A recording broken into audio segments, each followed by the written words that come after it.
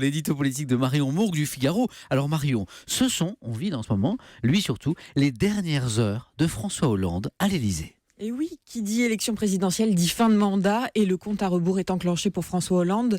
Dimanche soir, on connaîtra le nom du nouveau ou de la nouvelle présidente et déjà ce sera la fin de l'histoire pour le chef de l'État. Et pour finir ce quinquennat, François Hollande s'est encore livré à quelques confidences dans la presse. On apprécie le encore. Hein. Et oui. C'était hier dans l'Obs. On y apprend par exemple que François Hollande a prévu d'écrire son livre pour nous expliquer, dit-il, ce qu'il n'a pas su assez expliquer. Alors attendez-vous donc à de nouvelles confidences dans les prochains mois, après celle fleuve déjà parue ces derniers mois, car François Hollande estime qu'il n'a pas l'âge pour renoncer à la vie politique. Il a d'ailleurs choisi ses futurs bureaux rue de Rivoli à Paris, où il installera sa fondation consacrée à l'innovation sociale. C'est vrai qu'on ne parle pas beaucoup de lui en ce moment. Que fait-il, François Hollande, en attendant la fin de son mandat ? Bon, alors il faut le dire, ça fait un peu fin de règne à l'Élysée. Ce sont les derniers déplacements, les derniers discours. Par exemple, hier, il était à Alençon. François Hollande en a peu parlé. Oui. Et il a distribué les bons et les mauvais points parce qu'il a commenté à sa manière le débat de l'entre-deux tours. Il a ainsi dit « L'élection présidentielle n'est pas un concours, on ne demande pas d'avoir des connaissances ».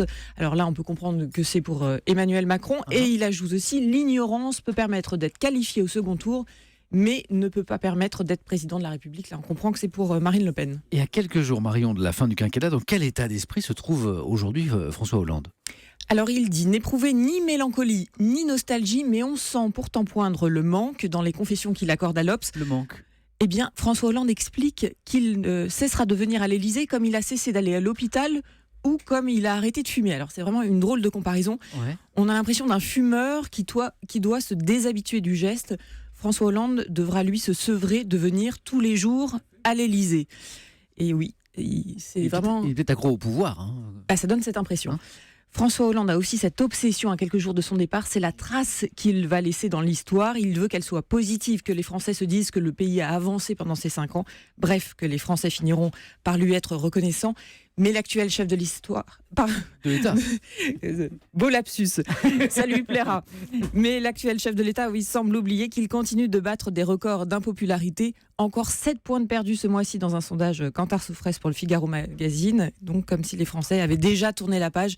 Mais François Hollande en reste convaincu. Il est à 2 doigts, dit-il, d'être aimé justement des Français. Eh bien c'est l'histoire, comme vous le disiez à l'instant, c'est l'histoire qui en jugera. Merci beaucoup Marion, les dernières heures de François Hollande à l'Élysée. Merci Marion.